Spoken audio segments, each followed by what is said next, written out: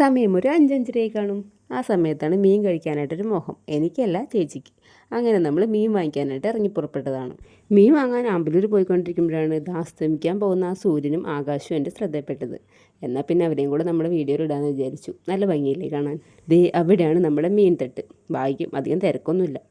ഇവിടെ വന്നപ്പോഴാണെങ്കിലോ ഇവിടെ എല്ലാവരും ഉണ്ട്. നമുക്ക് പിന്നെ വരുമ്പോൾ തന്നെ പ്രത്യേകിച്ചൊരു ഉദ്ദേശം ഉണ്ടായതുകൊണ്ട് തന്നെ അവിടെ നോക്കി അധികം സമയം കളയേണ്ടി വന്നില്ല. നമ്മൾ അന്വേഷിച്ച് വന്ന ആൾ ദേ അപ്പുറത്തെ തട്ടിലാണ്. അപ്പോൾ നമുക്ക് അങ്ങോട്ട് പോകാം.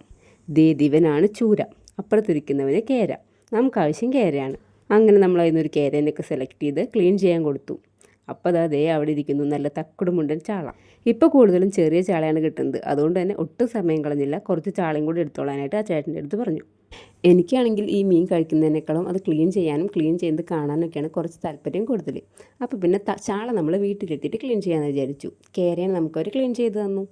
പിന്നെ നേരെ നമ്മൾ അവിടുത്തെ ഒരു ബേക്കറിയിലേക്കാണ് പോകുന്നത്. അവിടുന്ന് ദച്ചുവിന് കുറച്ച് ഐസ്ക്രീമും മിഠായിയൊക്കെ വാങ്ങി. പിന്നെ നേരെ പെട്രോൾ അടിച്ച് വരുമ്പോഴും ദേ നേരത്തെ കണ്ട ആ ഭംഗിയുള്ള അസ്തമിക്കാൻ പോകുന്ന സൂര്യൻ ഇപ്പോഴും അസ്തമിച്ചിട്ടില്ല. വീണ്ടും നമ്മുടെ വണ്ടീനെ ഫോളോ ചെയ്ത് വരുന്നുണ്ട്.